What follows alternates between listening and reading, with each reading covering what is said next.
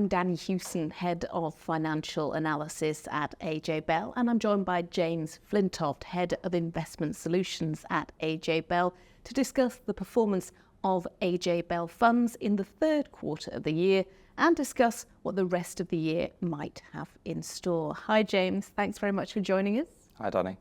So what were the main talking points for markets in the third quarter? Three main areas I'd say really. So on the economy, the focus has shifted away from inflation. Now people are starting to think about actually what's the real impact of higher interest rates on the economy, and particularly central banks are thinking about that in terms of cutting rates going forward. Secondly, I'd say obviously it was summer, typically a quiet period in markets, but it's also typically an area where you can get some surprises because people are away from the desk. News can have an outsized impact sometimes. We certainly had that through July and August. In some markets, particularly in Japan. And then third, the election in the UK. Obviously, a decisive result, some certainty for global investors that they've been looking for a couple of years now. And that's brought some of the attractions of the UK market to the fore in terms of the relative benefits of that market versus some of the tensions that we're seeing globally. So there's been volatility on equity markets. How have they performed overall?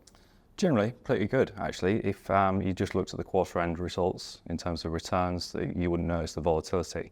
And that really ignores some of the steep declines that we saw in August, particularly in Japan, which had a double-digit decline in a matter of days in response to a change in policy from the Bank of Japan, raising interest rates. That sparked a rally in the currency, which sparked a further change in terms of investor positioning around those markets. So a fair bit of volatility in Japan and too in the US around some of those AI-related names. But elsewhere, actually, there's some good stories. In the UK, as I said, people are starting to recognise the attractions of the UK market. That performed well, quite consistently through the quarter as well. And then really up until the last week, Asian emerging markets were actually performing pretty badly.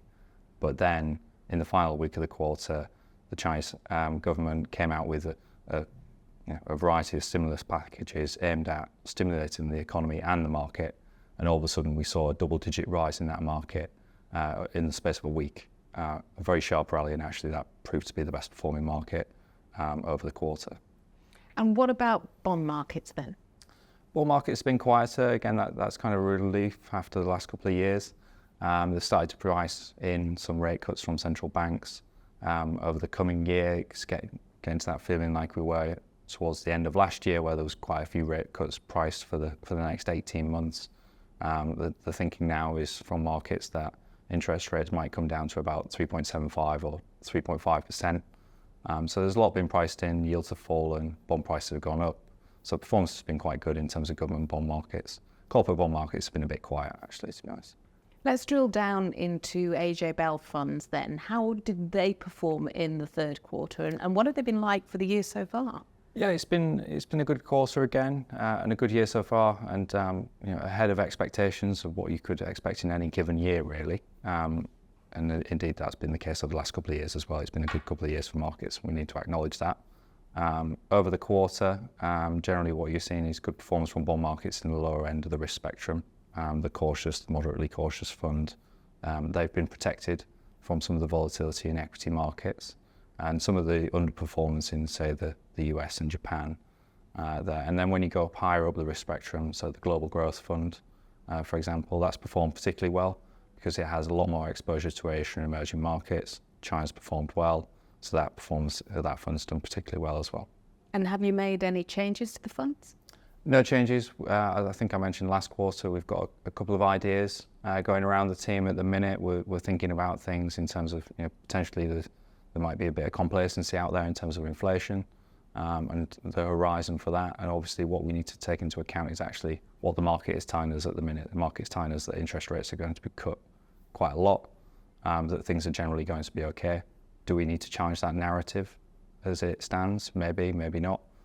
We've got our annual strategic asset allocation project coming up towards the end of this year, and we'll implement that in January.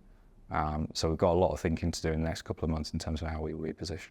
James, thank you so much. We look forward to catching up with you and the rest of the team about some of those potential changes and how the year ends. Thanks, Danny.